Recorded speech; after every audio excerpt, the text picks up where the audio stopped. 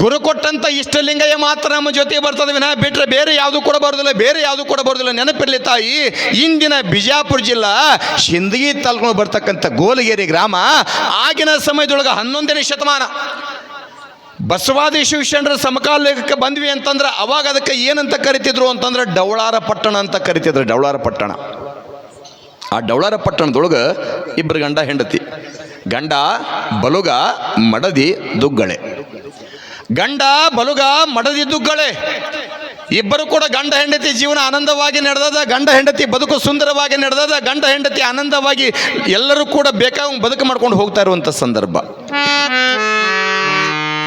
ಮದುವೆ ಆಯಿತು. ಯಾವಾಗ ಒಂದು 7-8 ವರ್ಷ, 10 ವರ್ಷಕ್ಕೆ, 20 ವರ್ಷಕ್ಕೆ, 25-30 ವರ್ಷಕ್ಕೆ ಕಾಲ ಕಳೆದ್ರೊಳಗೆ ಅವ್ರಿಗೆ ಮಕ್ಕಳಾಗಿದ್ದಿಲ್ಲ. ಮಕ್ಕಳಾಗದೇ ಇರುವಂಥ ಸಮಯದೊಳಗೆ ಹೇಳ್ತೇನೆ ನಿಮಗೆ, ಏನೋ ಪೂರ್ವ ಜನ್ಮದ ಪುಣ್ಯ. ಗಂಡನಾಗಿರ್ತಕ್ಕಂಥ ಬಲುಗ ಏನು ಮಾಡ್ತಿದ್ದ ಅಂತಂದ್ರೆ ಆಡು ಕುರಿಯನ್ನ ಮೇಯಿಸ್ತಾ ಇದ್ದ. ಎಷ್ಟು ಕುರಿ ಅಂತಂದ್ರೆ ಆಗಿನ ಸಮಯಕ್ಕೆ ಸಾವಿರಾರು ಸಹಸ್ರ ಕುರಿಗಳನ್ನ ಮೇಯಿಸ್ತಿದ್ದ. ಕುರಿಗಳನ್ನ ಮೇಯಿಸುವಂತ ಸಂದರ್ಭದೊಳಗ ನಿತ್ಯಲು ಕೂಡ ಬೆಳಗಿನ ಜಾವ ಆಡು ಕುರಿಯನ್ನ ಹೊಡ್ಕೊಂಡು ಹೋದ ಅಂತಂದ್ರೆ ಹೊತ್ತು ಮುಳುಗಿದ ಮ್ಯಾಗ ಮನೆಗೆ ಬರಬೇಕು. ಅವ್ರ ಕಾಯ್ಕನದಾಗಿತ್ತು. ಕಾಯಕ ಮಾಡ್ತಾ ಬದುಕು ಮಾಡಬೇಕಾದ್ರೆ ಮಕ್ಕಳಾಗಿರತಕ್ಕಂಥ ಕೊರಗಿನೊಳಗ ಗಂಡ ಹೆಂಡತಿ ಇರಬೇಕಾದ್ರೆ ಏನೋ ಆ ತಾಯಿ ಮಾಡಿದ ಪೂರ್ವ ಜನ್ಮದ ಪುಣ್ಯದ ಫಲ, ಪುಣ್ಯದ ಸುಕೃತದ ಫಲದಿಂದ ಒಬ್ಬ ಮಗ ಹುಟ್ಟಿರ್ತಕ್ಕಂಥ ಮಗನಿಗೆ ಹೆಸರನ್ನಿಟ್ರು. ಏನಂತ? ವಿಶೇಷವಾಗಿ ಗೊಲ್ಲಾಳೇಶ ಅಂತಿಟ್ರು. ಮಗನಿಗೆ ಹೆಸರಿಟ್ಟರ ಗೊಲ್ಲಾಳೇಶ ಅಂತ ಹೇಳಿ. ಯಾವಾಗ ಗೊಲ್ಲಾಳೇಶ ಅಂತ ಹೆಸರಿಟ್ಟಾರ, ಮಗ ಬೆಳೀತಾ 2 ವರ್ಷ, 4 ವರ್ಷ, 5 ವರ್ಷಕ್ಕೆ ಬಂದ. ಮಗ ಹಿಂಗೆ ಬೆಳೀತಾ ದೊಡ್ಡವನಾಗಬೇಕಾದ್ರೆ ಈಗ ನಂಗೆ ಈ ಸಾಲಿ ಗೀಲಿ ಹಿಂಗೆಲ್ಲ ಚಲೋ ಕಿಮ್ಮತ್ತಿನ ಇದ್ದಿಲ್ರಿ. ಅವಾಗ ಸಾಲಿ ಕಲಿಬೇಕನ್ನಂಗಿತ್ತಂದ್ರೆ ಅವಾಗ ಕೇಂದ್ರ ಬಿಂದು ಯಾವಾಗಿದ್ವು ಅಂತಂದ್ರೆ ಮಠ ಮಂದಿರಗಳೇ ಕೇಂದ್ರ ಬಿಂದು ಆಗಿದ್ವು. ಊರಿಗೆ ಏನೇ ಸೂಚನೆ ಕೊಡಬೇಕಂದ್ರೂ ಕೂಡ, ಊರಿಗೆ ಏನೇ ಒಳ್ಳೇದಾಗಬೇಕಂದ್ರೂ ಕೂಡ ಅದನ್ನು ಎಲ್ಲಿ ಬಂದು ಕೇಳ್ತಿದ್ರು ಅಂದ್ರೆ ಮಠ ಮಾನ್ಯಗಳಲ್ಲಿ ಬಂದು ಕೇಳ್ತಿದ್ರು. ಹಿಂಗಾಗಿ ಆ ಮಠಗಳಿಗೆ ಏನಂತ ಕರೆದ ಧರ್ಮ ಕೇಂದ್ರ ಅಂತ ಕರೆದ, ಧರ್ಮ ಕೇಂದ್ರ ಅಂತೇಳಿ.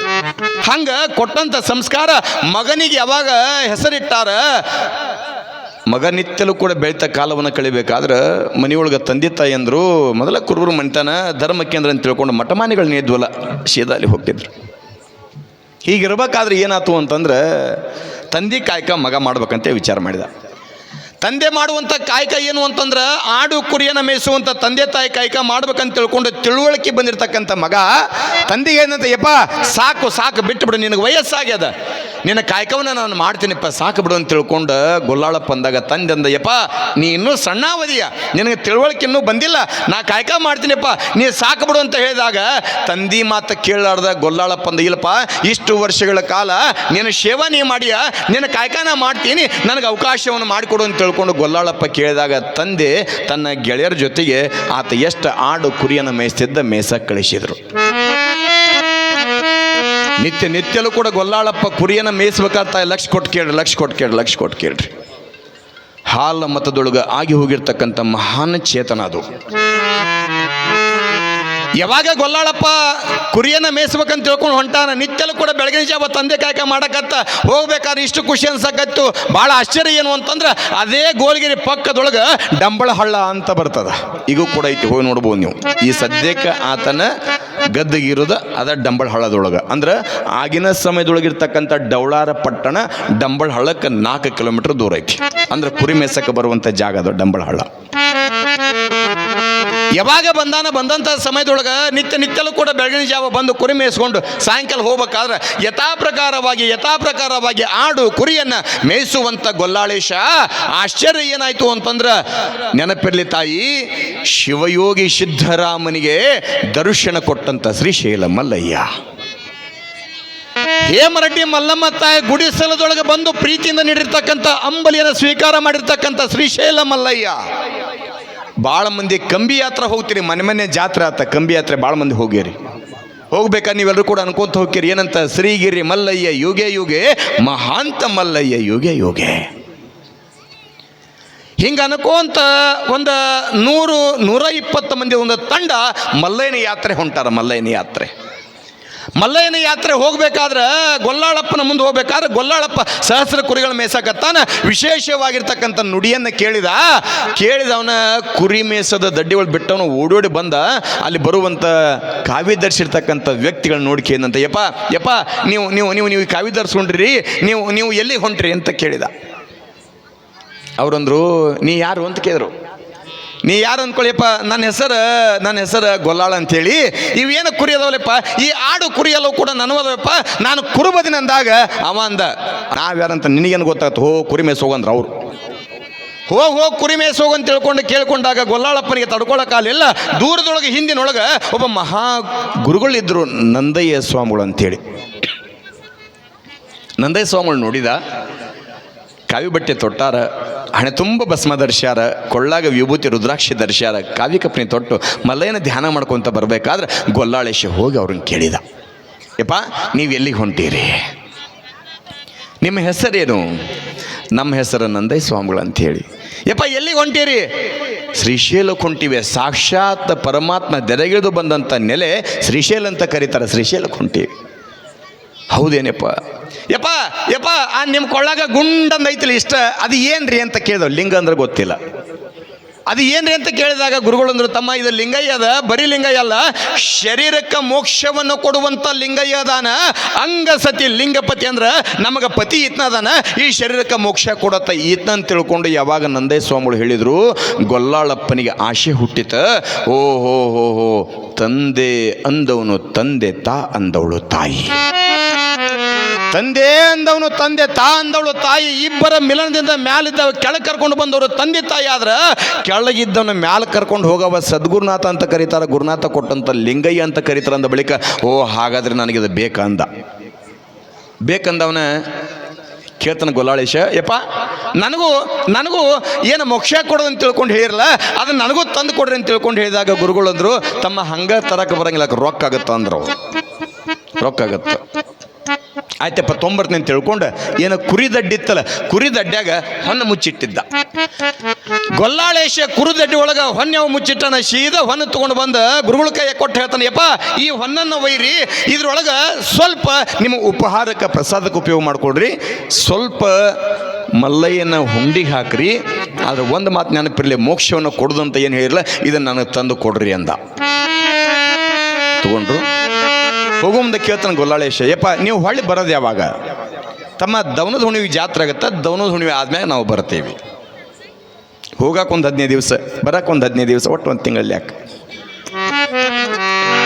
ಯಾವಾಗ ಗುರುಗಳು ಹೇಳ್ಯಾರ ಸರಿ ಅಂತ ತಿಳ್ಕೊಂಡು ಗೊಲ್ಲಾಳಪ್ಪ ಕಾಯ್ಕೊಂತ ಕುಂತ್ಕೊಂಡಿದ್ದ. ಹೇಳ್ತೀನಿ ನಿಮಗೆ, ಈಗ ನಂಗೆ ಮೊಬೈಲ್ ಆಗಲಿ, ಗಡಿಯಾರ ಆಗಲಿ, ಅಲಾರಾಮ್ ಆಗಲಿ, ಇವು ಏನೂ ಇದ್ದಿದ್ದಿಲ್ಲ.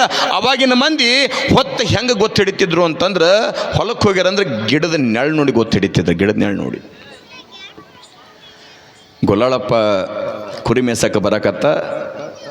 ವಾರ ಹೋತು, 15 ದಿವಸ ಹೋತು, ತಿಂಗಳ ಸಮೀಪ ಬಂತು. ಗೊಲ್ಲಾಳೇಶ ವಿಚಾರ ಮಾಡಕತ್ತ, ಏನು ಅಂತಂದ್ರೆ, ಅಕಸ್ಮಾತಾಗಿ ನಾ ಕುರಿ ಹೊಡ್ಕೊಂಡು ಊರಿಗೆ ಹೋದೆ ಅಂತಂದ್ರೆ, ಅಕಸ್ಮಾತಾಗಿ ಗುರುಗಳು ಹೋದ್ರು ಅಂತಂದ್ರೆ ಲಿಂಗಯ್ಯ ಸಿಗುದಿಲ್ಲ, ಏನು ಮಾಡ್ಬೇಕಂದ. ಅಲ್ಲೇ ಉಳ್ಕೊಂಡ. ತಾಯಿ ಮನಿ ಕರೆಯಕ್ಕೆ ಬಂದ್ಲು, ತಂದೆ ಕರೆಯಕ್ಕೆ ಬಂದ, ಹೋಲಿಲ್ಲ. ಯಾಕ? ಗುರುಗಳು ಮೋಕ್ಷವನ್ನು ಕೊಡುವಂತ ಲಿಂಗಯ್ಯ ತಂದು ಕೊಡ್ತಾರ ಅಂತೇಳಿ ಕಾಯಕತ್ತ. ಮನಿಯೊಳಗ ತಂದೆ ತಾಯಿಗಳು ಬಂದು ಬುತ್ತಿ ಕೊಟ್ರ. ಆಶ್ಚರ್ಯ ಏನು ಅಂದ್ರೆ, ಊಟ ಮಾಡುವಂತ ಸಮಯದೊಳಗ ನಾ ಮುಂದೆ ಕುಂತು ಉಣ್ಬೇಕಾದ್ರೆ ಹಿಂದೆ ಮಾರ್ಲೆ ಗುರುಗಳು ಹೋದ್ರಂದ್ರೆ ಲಿಂಗಯ್ಯ ಸಿಗುದಿಲ್ಲ, ಏನು ಮಾಡ್ಬೇಕಂತ ತಿಳ್ಕೊಂಡು ಊಟ ಬಿಟ್ಟ, ನಿದ್ದಿ ಬಿಟ್ಟ, ನೀರು ಬಿಟ್ಟ. ಆತನ ಭಕ್ತಿ ಹೆಂಗಿರ್ಬೇಕ್ರಿ? ನಾವು ಮಾಡುವಂಥ ಲಿಂಗ ಪೂಜೆನೇ ಬೇರೆ. ಲಿಂಗ ಅಂದ್ರೆ ಗೊತ್ತಿಲ್ಲ ಗೊಲ್ಲಾಳಪ್ಪನಿಗೆ. ಯಾವಾಗ ಕಾಯ್ಕೊಂತ ಕುಂತಾನ, ಹಗಲು ರಾತ್ರಿ ಅನ್ಲಾರ್ದಂಗೆ ಕಾಯ್ಕೊಂತ ಕುಂತಿರ್ಬೇಕಾದ್ರೆ ಬಂತ, ಯಾವಾಗ ಗುರುಗಳ ದಂಡ ಬಂದಾಗ ನಂದಯ್ಯ ಸ್ವಾಮಿ ದೂರದೊಳಗೆ ನಿಂತ್ಕೊಂಡಾರ. ಶಿಷ್ಯ ಅಂದ, ಯಪ್ಪ ಕೆಲಸ ಕೆಡ್ತೆ ಅಂದವ. ಯಾಕ? ಅಲ್ಲಿ ನೋಡ್ರಿ ದೂರದೊಳಗೆ ಕಾಯ್ಕೊಂತ ಕುಂತಾನವ. ಅವ ಲಿಂಗಪ್ಪ ತರಕ ರೊಕ್ಕ ಕೊಟ್ಟಿದ್ದ, ಲಿಂಗಯ್ಯನನ್ನ ತಂದಿಲ್ಲ, ಮರ್ತ ಬಂದ್ಬಿಟ್ವಿ, ಏನು ಮಾಡ್ಬೇಕ? ಲಿಂಗಯ್ಯನ ತಂದಿಲ್ಲ, ಮರ್ತ ಬಂದ್ಬಿಟ್ಟು ಏನು ಮಾಡ್ಬೇಕಂದಾಗ ಅವ್ರಂದ್ರು, ಹೌದಲ್ಲೋ ತಮ್ಮ, ಮರ್ತ ಬಂದ್ಬಿಟ್ಟಿವಿ, ಈಗ ಅವ್ನು ದಾಟಿ ಹೋಗೋದು ಭಾಳ ಕಷ್ಟ ಆಗುತ್ತೆ, ಏನು ಮಾಡ್ಬೇಕು ಅನ್ನೋದ್ರೊಳಗೆ ಶಿಷ್ಯ ಅಂದಯ್ಯಪ್ಪ, ಇಲ್ಲೇನು ಕುರಿ ಕೆದವಲ್ಲಪ್ಪ, ಅದ ಕುರಿಕಿನ ತೊಗೊಂಡೋಗಿ ಲಿಂಗಯ್ಯ ಅಂತ ಕೊಟ್ಟು ಬಿಟ್ರೆ ಆತ ಲಿಂಗ ಪೂಜೆ ಮಾಡ್ಕೊಂಡು ಹೋಗ್ತಾನವ. ಒಟ್ಟು ಏನಪ್ಪ ಅಂದ್ರೆ ಬೀಸೋ ದೊಣ್ಣಿಂದ ತಪ್ಪಿಸ್ಕೊಂಡ್ರೆ 1000 ವರ್ಷ ಆಯುಷ್ಯ ಅಂತ ಕೊಟ್ಟು ಹೋಗ್ಬಿಡ, ನಾವು ನಮ್ಮನೆ ಹುಡ್ಕೊಂಡ್ಬಿಡ್ತಾನವ ಅಂದ್ರು. ಆದ್ರೆ ಗುರುಗಳು ಮುತ್ತಿನಂತ ಮಾತು ಹೇಳಿದ್ರು, ತಮ್ಮ ಅವನಿಗೆ ಲಿಂಗೈ ಹೆಂಗೈತೆ ಅಂತ ತಿಳ್ಕೊಂಡು ಗೊತ್ತಿಲ್ದಾನೆ ಇರಬಹುದು, ಆದ್ರ ದಿನ ಬೆಳಗರದ್ರ ಕುರಿ ಹಿಕ್ಕಿಯಾಗ ಇರವ. ಕುರಿ ಹಿಕ್ಕಿ ಯಾವ್ದ ಲಿಂಗ ಯಾವ್ದು ಗೊತ್ತಾಗುತ್ತಂದಾಗ ಏನು ಮಾಡ್ಬೇಕು ಅಂದ್ರೊಳಗೆ ಶಿಷ್ಯನ ಹೆಗಲ ಮ್ಯಾಗಿರ್ತಕ್ಕಂಥ ಕೆಂಪು ವಸ್ತ್ರ ಹರಿದೊಂದು ದೊಡ್ಡದೊಂದು ಕುರಿ ಹಿಕ್ಕಿ ತೊಗೊಂಡ್ರೆ ವಸ್ತ್ರದ ಕಟ್ಕೊಂಡು ಬರುತ್ತಿಗೆ ಲಿಂಗಯ್ಯ ಬಂದ, ಮೋಕ್ಷವನ್ನು ಕೊಡುವಂಥ ಶಿವಯೋಗಿ ಬಂದ ಅಂತ ತಿಳ್ಕೊಂಡು ಕಾಯ್ಕೊಂತ ಕರವಡ್ಡಿ ಬೇಡಿದ. ಕರವಡ್ಡಿ ಬೇಡಿದಾಗ ಗುರುಗಳು ಕೇಳ್ತಾನೆಪ್ಪ ಇದನ್ನು ಹೆಂಗೆ ಪೂಜೆ ಮಾಡ್ಬೇಕು, ಇದನ್ನು ಹೆಂಗೆ ಪೂಜೆ ಮಾಡ್ಬೇಕಂತ ಕೇಳಿದಾಗ ಗುರುಗಳು, ತಮ್ಮ ಇದನ್ನು ತಿಪ್ಪಾಗಿಟ್ಟು ಪೂಜೆ ಮಾಡಂದ್ರೆ ಅವರು ಎಲ್ಲಿ ಪೂಜೆ ಮಾಡ್ಬೇಕನ್ನೋ ಸಹಿತ ಗೊತ್ತಿಲ್ಲ. ಆತಂತ ತಿಳ್ಕೊಂಡು ಗುರುವಿನ ಮಾತಿ ಮೇಲೆ ನಂಬಿಕೆ ಇಟ್ಟ ತಿಪ್ಪಾಗಿಟ್ಟ. ದಿನ ಮುಂಜಾನೆ ಕುರಿ ಹೊಡ್ಕೊಂಬರ್ಬೇಕಾದ್ರೆ ಪೂಜೆ ಮಾಡ್ತಿದ್ದ. ದಿನ ಪೂಜೆ ಮಾಡ್ಬೇಕಾದ್ರೆ ಪೂಜೆ ಮಾಡ್ಕೊಂತ ಹೆಂಗೆ ಪೂಜೆ ಮಾಡಕತ್ತ ಹಂಗಂಗೆ ದೊಡ್ಡದಾಗಿ ಬೆಳೆಕತ್ತಂತ. ಲಕ್ಷ ಕೊಟ್ಟು ಕೇಳ್ರಿ, ನಾವು ಭಾಳ ಮಂದಿ ಲಿಂಗವಂತರದೀವಿ, ನಮಗೆ ಯಾಕೆ ಲಿಂಗಯ್ಯ ಒಲಿವಲ್ಲ, ನಾವ್ಯಾಕೆ ಅವ್ರು ಹಂಗೆ ಆಗೋಲ್ವಿ ಅಂತಂದ್ರೆ ನಾವು ಸುಮ್ಮನೆ ತಾತ್ಕಾಲಿಕವಾಗಿ ಹೆಸರಿಗೆ ಮಾತ್ರ ಲಿಂಗವಂತರದೀವಿ. ಆಶ್ಚರ್ಯ ಏನು ಅಂತಂದ್ರೆ ಆಗಿನ ಸಮಯದೊಳಗೆ ಯಾವಾಗ ನಂಬಿ ಪೂಜೆ ಮಾಡ್ಬೇಕಾದ್ರೆ ಭವ್ಯವಾಗಿ ಬೆಳಿತಲ್ಲ, ಬೆಳೆದಂಥ ಸಮಯದೊಳಗೆ ಊರಾಗ ಮಂದಿ ಅನ್ನಕತ್ರ ಇಬ್ಬರು ಗಂಡ ಹೆಂಡ್ತಿ ಅಲ್ಲ ವಯಸ್ಸಾಗೈತೆ ನಿಮಗೆ, ವಯಸ್ಸಾದ ಸಮಯಕ್ಕೆ ಇಂಥ ಮಗನ ಪಡ್ಕೊಂಡ್ರಿ, ಅದ್ರಾಗ ಹುಚ್ಚ ಮಗನ ಪಡ್ಕೊಂಡ್ರಿ. ಎಲ್ಲರೂ ಕೂಡ ಮನೆಯೊಳಗೆ ದೇವ್ರ ಪೂಜೆ ಮಾಡ್ತಾರೆ, ಎಲ್ಲರೂ ಕೂಡ ಮನೆಯೊಳಗೆ ಲಿಂಗಾಯ ಪೂಜೆ ಮಾಡ್ತಾರೆ. ಹೋಗಿ ನಿಮ್ಮ ಹುಚ್ಚ ಮಗ ಗೊಲ್ಲಾಳ ನೋಡಲ್ ತಿಪ್ಪಿ ಪೂಜೆ ಮಾಡಕತ್ತ ಅಂತ ತಿಳ್ಕೊಂಡು ಎಲ್ಲರೂ ಕೂಡ ಬೇಯದ ಊರಾಗಿನ ಮಂದಿ ಬೇದಾಗ ಮನ್ಯಾಗ ತಂದೆ ಬಂದ ಬೇಲು, ತಾಯಿ ಬಂದ ಬೇದ, ಯಾರು ಏನು ಹೇಳಿದ್ರು ಕೂಡ ಕೇಳಿಲ್ಲ. ಯಾಕೆ ಗುರುವಿನ ಮಾತಿನ ಮ್ಯಾಗ ನಂಬಿಕೆ ಇಟ್ಟಾನ. ಗುರುವಿನ ಮಾತಿನ ಮ್ಯಾಗ ನಂಬಿಕೆ ಇಟ್ಟಿರ್ತಕ್ಕಂಥ ಗೊಲ್ಲಾಳಪ್ಪ ಹಿಂಗೆ ಯಾವಾಗ ಪೂಜೆ ಮಾಡಕತ್ತಾನ ಬೆಳಿತಾ ದೊಡ್ಡದಾದಾಗ ಊರಾಗಿನ ಜನ ಅಂದ್ರೆ ತಿಪ್ಪಿ ಅಂಕರ್ ದೊಡ್ಡದು ಬೆಳೆದೈತಿ, ಹೊಲಕ್ಕೆ ಗೊಬ್ಬರ ಹಾಕೋಣ ಅಂತ ತಿಳ್ಕೊಂಡು ರಾತ್ರಿ ತಿಪ್ಪಿ ತೊಗೊಂಡು ಹೋಗ್ಬಿಟ್ರೆ ಎಲ್ಲಿ ಪೂಜೆ ಮಾಡ್ತಾನೆ ತಿಳ್ಕೊಂಡು ಹಿರಿಯರು ವಿಚಾರ ಮಾಡ್ಕೊಂಡು ಹಗಲಿ ಗುದ್ಲಿ ಸಲ್ಕಿ ಹಾಕ್ಕೊಂಡು ಬಂದು ಅದನ್ನು ತಿಪ್ಪಿ ಕೆದರ್ಬೇಕಂತ ಗುದ್ಲಿಯಿಂದ ಹಿಂಗೆ ಹೊಡಿತಾರೆ. ಕಣ್ಣಂತ ಶಬ್ದ ಬಂತಂತ. ಯಾವಾಗ ಕಣ್ಣಂತ ಶಬ್ದ ಬಂತ ಏನಿರ್ಬೇಕಂತ ತಿಳ್ಕೊಂಡು ತೆಗೆದು ನೋಡಿದ್ರೆ ಮ್ಯಾಲ ಮಾತ್ರ ಕಸ ತುಂಬಿತ್ತಂತ, ಒಳಗೆ ಮಾತ್ರ ಭವ್ಯವಾದ ಲಿಂಗ ಬೆಳೆದಿತ್ತ. ಭವ್ಯವಾಗಿರ್ತಕ್ಕಂಥ ಲಿಂಗ ಯಾವಾಗ ಬೆಳೆದ ಗೊಲ್ಲಾಳಪ್ಪನಿಗೆ ಮತ್ತಿಟ್ಟ ಭಕ್ತಿ ಜಾಸ್ತಿ ಆಯಿತು. ಯಾಕೆ ಗುರುನಾಥ ಕೊಟ್ಟಂಥ ಲಿಂಗಯ್ಯನ ನಂಬಿ ಪೂಜೆ ಮಾಡಿ ಅಂದ ಬಳಿಕ ಆ ಲಿಂಗಯ್ಯನ ಭಕ್ತಿಗೆ ಹೋಲ್ದಾನೆ ಇಷ್ಟು ದೊಡ್ಡವಾಗೇನಂತಂದ್ರೆ ಹಿಂಗೆ ಸುಮ್ಮನೆ ಪೂಜೆ ಮಾಡೋದಲ್ಲ. ಕಾರಣ ಏನು ಅಂತಂದ್ರೆ ಲಿಂಗಯ್ಯನ ಪೂಜೆ ಮಾಡಬೇಕಾದ್ರೆ ನಾ ಏನು ಆಡು ಕುರಿಗಳನ್ನ ಏನು ಮೇಯಿಸಿಲ್ಲ, ಎಲ್ಲ ಆಡು ಕುರಿಗಳನ್ನ ಒಂದು ಕಡೆ ಕಟ್ಟಿ ನಿತ್ಯಲೂ ಕೂಡ ಹಾಲಿನ ಅಭಿಷೇಕ ಮಾಡಬೇಕು ಅಂದ ಗೊಲ್ಲಾಳಪ್ಪ. ಹಾಲಿನ ಅಭಿಷೇಕ ಮಾಡ್ಬೇಕಂದ ಒಂದು ಕಡೆಗೆ ಆಡು ಕುರಿ ಕಟ್ಟಿದ ಅಭಿಷೇಕ ಮಾಡಕತ್ತ. ಆ ಹಾಲು ಎಲ್ಲ ಹರಿದ ಹೋಗಿದ್ದ ಅದು ಏನಾತಂತಂದ್ರೆ ತಾಯಿ ಹಾಲು ಹಳ್ಳ ಅಂತ ಪ್ರಸಿದ್ಧಿ ಆಗ್ತತ. ಈಗೂ ಕೂಡ ಹಾಲು ಹಳ್ಳ ಐತಿ. ಗೊಲ್ಲಾಳಪ್ಪನ ತೇರ ಎಳೆಯದ ಅದ ಹಾಲು ಹಳ್ಳದೊಳಗನ, ಇವತ್ತೊತ್ತಿನ ತೇರು ಎಳೆಯದ ಆ ಹಾಲು ಹಳ್ಳದೊಳಗನ.